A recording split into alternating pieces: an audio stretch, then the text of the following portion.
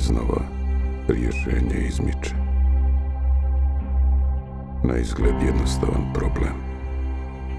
Jedna planeta, 5 ljudi jednakih sposobnosti. Jedno oružje, za koga zna samo jedan od njih. Arhetipski konflikt. Da li je moralno upotrijebiti oružje kako bi se uspostavila harmonija? Ili pak distancirati se, čekajući da ga neko drugi pronađe, te sebe tako osloboditi tereta odluke? Paradoksalno. Oružjem štititi njegovu sopstvenu zloupotrebu ili dopustiti, opravši svoje ruke od nje. Pod premisom djelovanja za beskompromisno dobro, postoji li moralno čisto rješenje i izlaz iz ovakve situacije?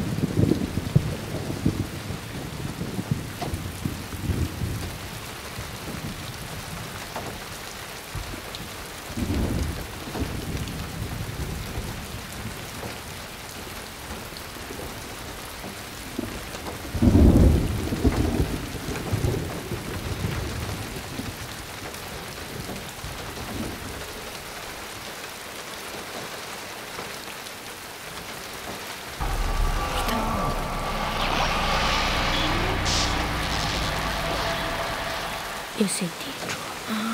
Ček.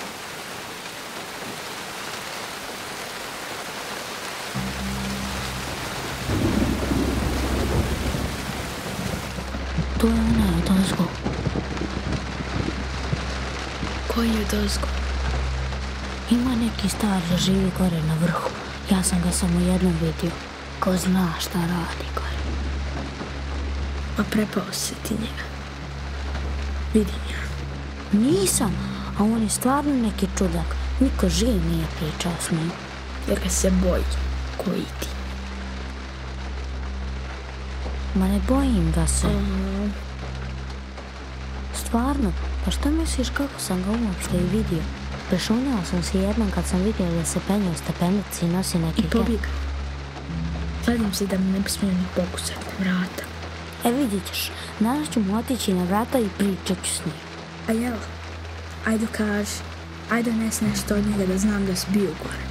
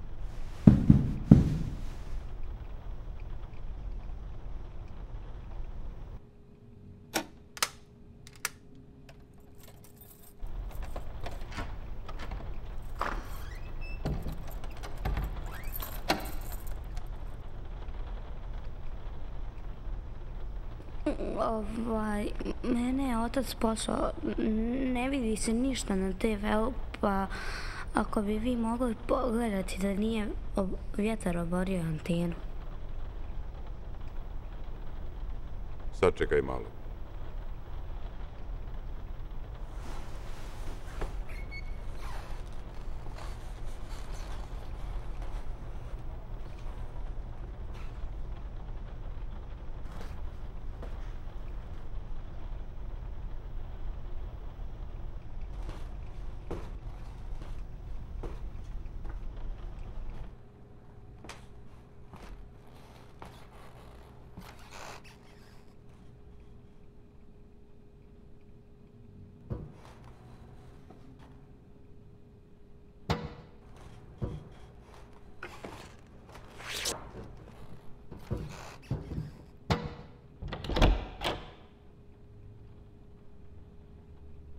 Sa vašom antenom je sve u redu. Aha, pa ništa, izvinite, idem ja. Reći ću... Svakako.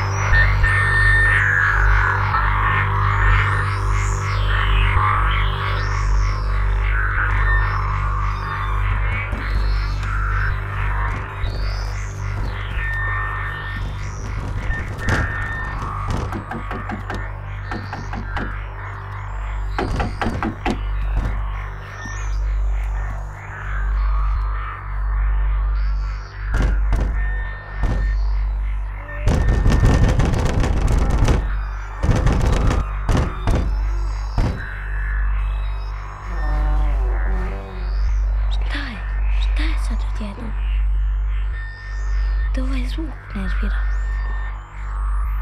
Evo, gasit ću, tiše. Nemoj.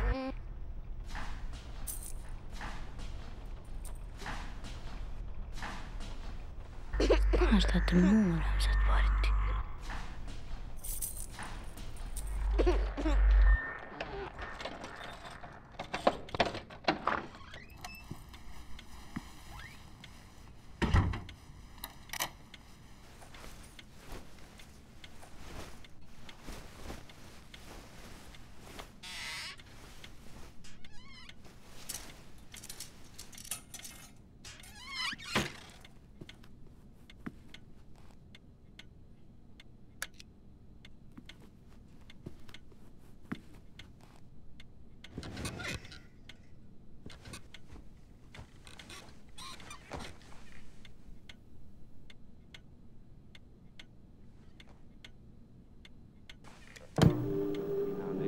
Negde, ali dobro, zašto ne bi zvali nacvet?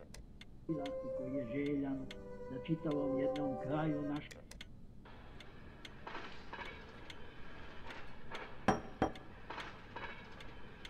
Predsjednika 12,2 metra, površine 150 kvadratnih metara, ako nekom nedostaje maske, na hraniteljom strana od 150 kvadrata i poređenje već malo jasne, iza nje, svojim radom, svojim znanjem i znanjem, svojim tehnike, čije stvari ovo delo, i to je slobodno možemo da kažem spada u sam svetski radim za izgleda svojih strana. U pogledu čak i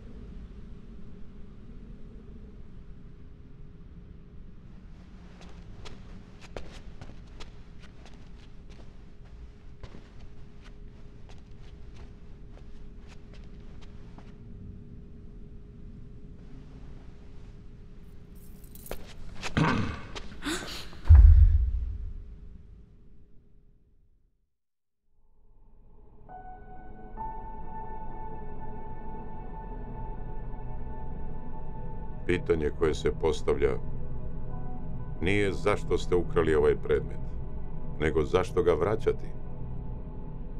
Nisam. Mladiću, nelagodnost vaša prija mi manje nego što mislite.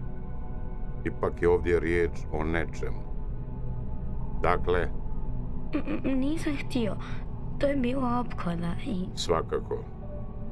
Izvukli ste dobit, pa ovu ploču vraćate kao kusur. Zar ne? Nisam ništa izvukao. Dakle, ukrali ste nešto što čak ne znate ni šta je. Od tog niste profitirali, a zatim odlučujete da to vratite. Mladiću, vaši postupci me navode na to da mi ne govorite istinu. Da li ste poslušali ovu ploču? Jesam. Nisam. Jesam. I svidjelo vam se? Meni nije. A kome jeste? Mom Izvinite, molim vas, zbog ovog. Ja bih morao da idem. Otac me čeka i... Vašeg oca upravo sam sreo, nije mi djelovao kao da vas čeka. Prije kao da neko njega čeka. U svakom slučaju ostaćete ovdje još nekoliko minuta da razjasnimo stvari. Ako ne želite da vašeg oca posjetim nakon što se vrati sa posla. Dakle, sa kim ste slušali ploču? S bratom. Njemu se, pretpostavljam, svidjela. Da, možda ga i prepao. Ne znam, nije ništa rekao. Ne možete razlučiti koja je od te dvije reakcije bila u pitanju kod rođenog brata. A on, pretpostavljam, malo priča. Da. Dosad ga nisam primijetio, a imam zaista dobar pogled odavde. Ne zvuči li vam to čudno, mladiću?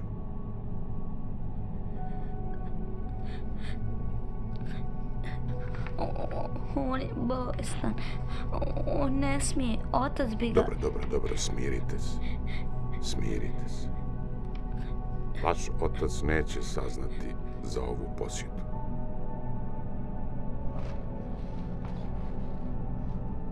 A sad mi dopustite da vam ispričam jednu priču koja je itekako od značaja za nas obojicu. Dakle,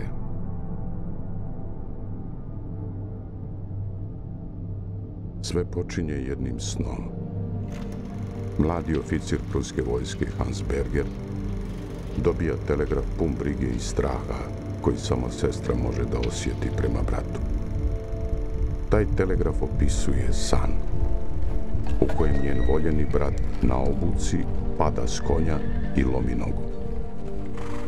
Dok je telegraf putovao prema mladom Bergeru, on je, oporavljajući se od nekoliko operacija uslijed stvarnog pada s konja, polako dolazio svijesti. Mladi doktor Berger, sada već poznati istraživač na polju moždane cirkulacije krvi, dolazi do saznanja da je ovakva koincidencija moguća samo pomoću nekog vida međumoždane komunikacije, ili ako hoćete, telepatije.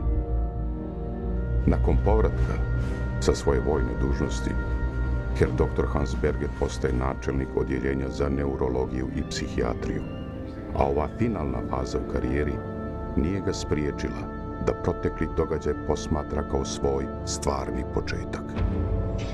Telepatija je sama po sebi u to vrijeme u medicinskim krugovima smatrana za okultnu temu. Te da bi izbjegao kontroverze oko svog istraživanja, dr. Berger potajno oprema laboratoriju u podrumu jedne od pomoćnih zgrada univerziteta u Jeni, gdje vrši mjerenja električnog pražnjenja mozga. Prva mjerenja izveo je na sebi i na svom sinu Klausu.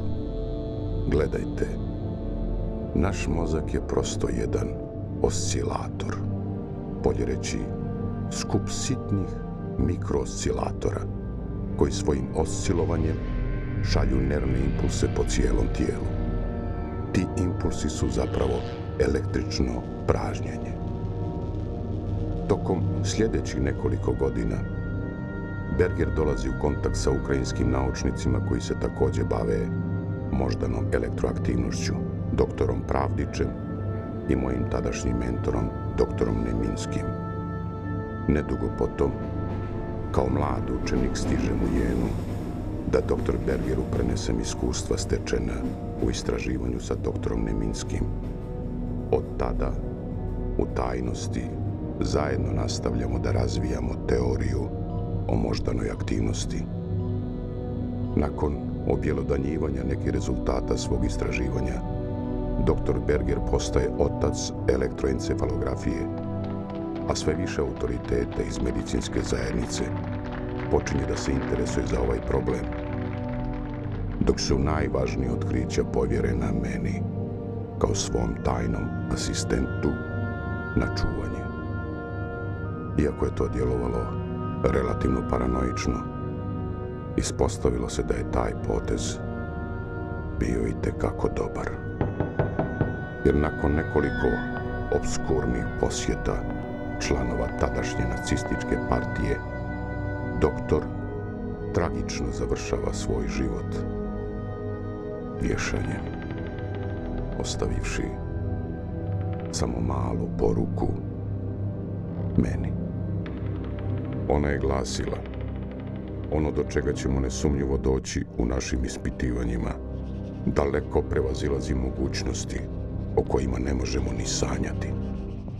U pogrešnim rukama to može biti katastrofalno. Nakon toga, sa svim našim instrumentima i ispitivanjima dolazim ovamo, sklanjam ih. I eto, to je priča. Pitaš se gdje je tvoje mjesto u njoj, pretpostavljam. Dakle, evo, snimak na ovoj ploči jedan je od snimaka koje sam sa dr. Bergerom napravio u našoj laboratoriji. Sve naše misli su zbir električnih impulsa u mozgu, a dr. Berger je otkrio način mjerenja i zapisivanja tog pražnjenja u fazi sna pacijenta, kao i definisanja vrste impulsa. Na ploči se u zvučnoj formi nalazi moždani zapis autističnog pacijenta. I ono što smo mi ustanovili je da je takav zapis kod autističnih i oboljelih od nekih drugih neuroloških oboljenja u stvari šum. Šum u kojem se ne mogu jasno definisati amplitude koje čine impulse njegovog shvatanja realnosti, dok su kod normalnih pacijenata one daleko više izražene u odnosu na artefakte šuma.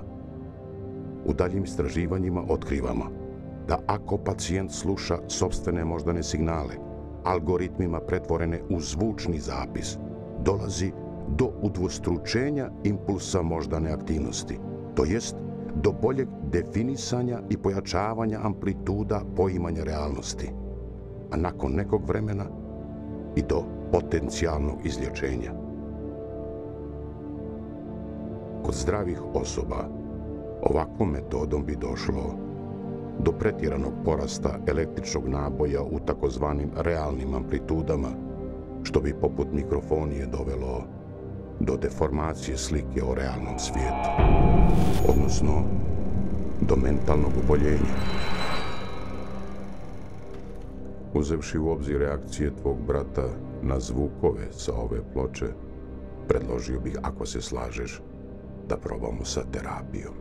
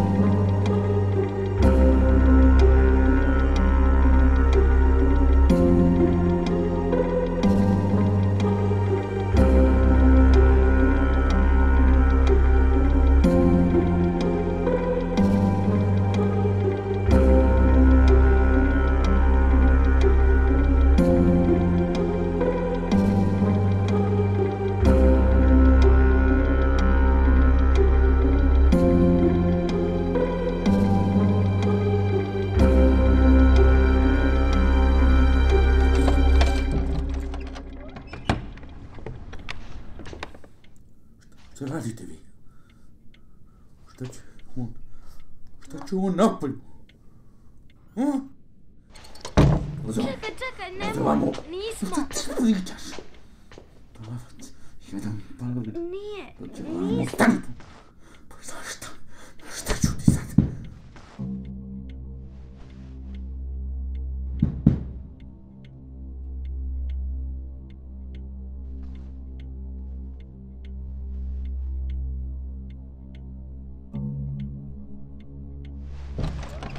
Da.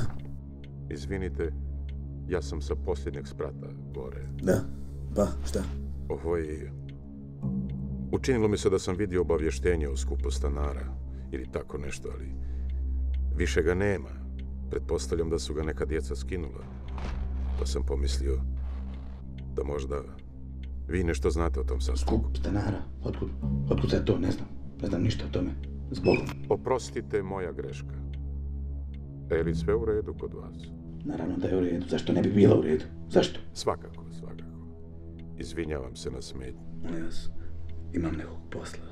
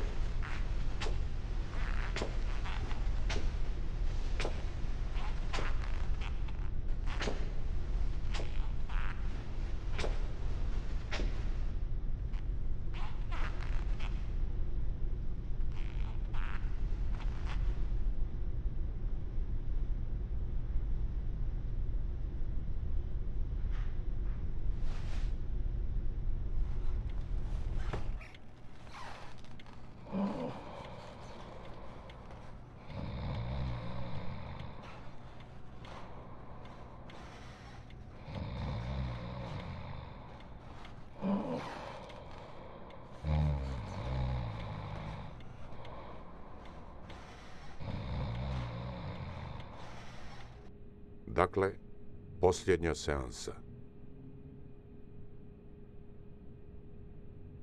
Na posao.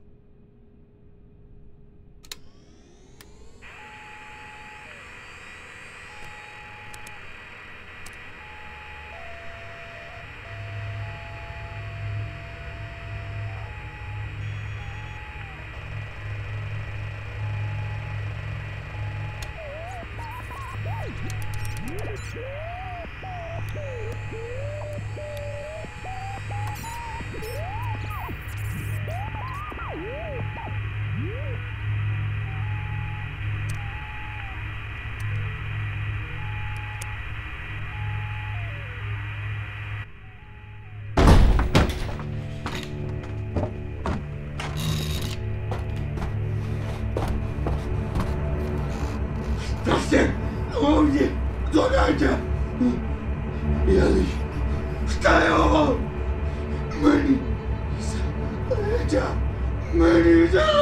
Stani, ne, brat se liječi, doktor... Kako liječenje, kakav doktor?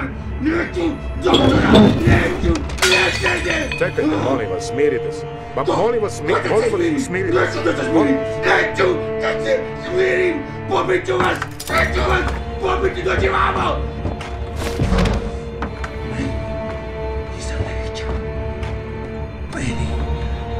Ali fali, još samo malo. Lutiš! Kakvo liječenje! Sve ću vas porazbiti!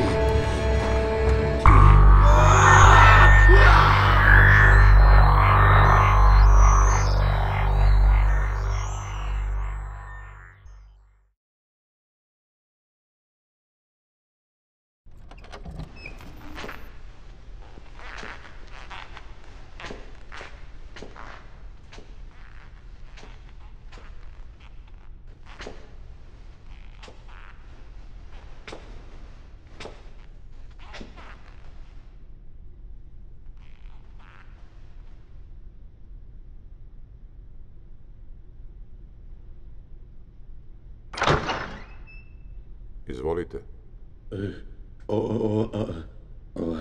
Izvinite, ja sam danas bio sam malo nervozan zbog posla i sve to. Nismo se viđali, pa sam pomislio, kad smo već komšije, da bi možda bilo dobro da se i upoznamo, jel? Hoćete da uđete? Ne. Pa, Izvolite. Ne znam. Samo naprijed. Da.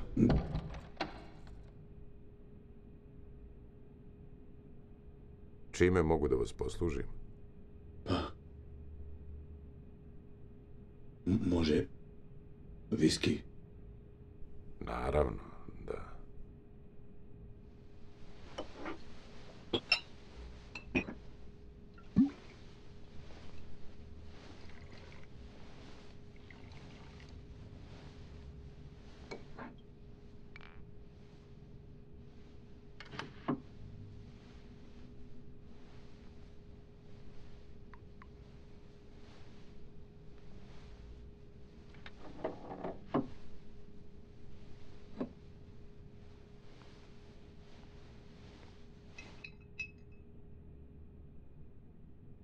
Uz zdravlje.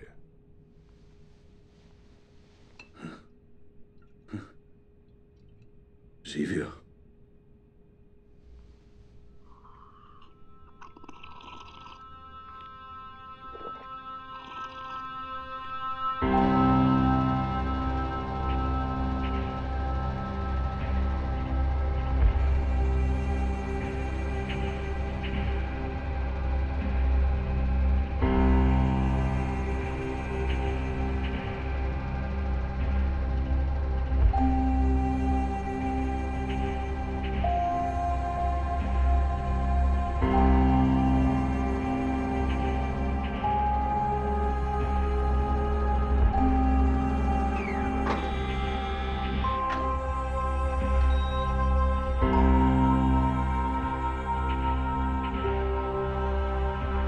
Ako bi osnovna težnja mislećeg čovjeka bila pravičnost, i u tom pravcu bi se kretalo svo njegovo djelovanje. Postojanje suštinski nepravičnog, nehumanog i nepovratnog načina da učiniš apsolutno dobro. Promijeniti nečiju ličnost u bolju. A po kojim? Čijim kriterijumima? Onda, šta je apsolutno dobro? Promjena samog bića kao rezultat jedne jedine odluke u vremenu. Hipotetički. Ukinuti slobodan izbor. Ukinuti mogućnost biranja nepravičnog, lošeg. Gdje je onda korijen moralnog? U programiranosti? Ili je stvarno pravično djelovanje jedino ostvarivo kao plod konstantne borbe i težnje uz svijest o nemogućnosti dostizanja apsoluta kao jedna od glavnih ljudskih osobina. Iznova.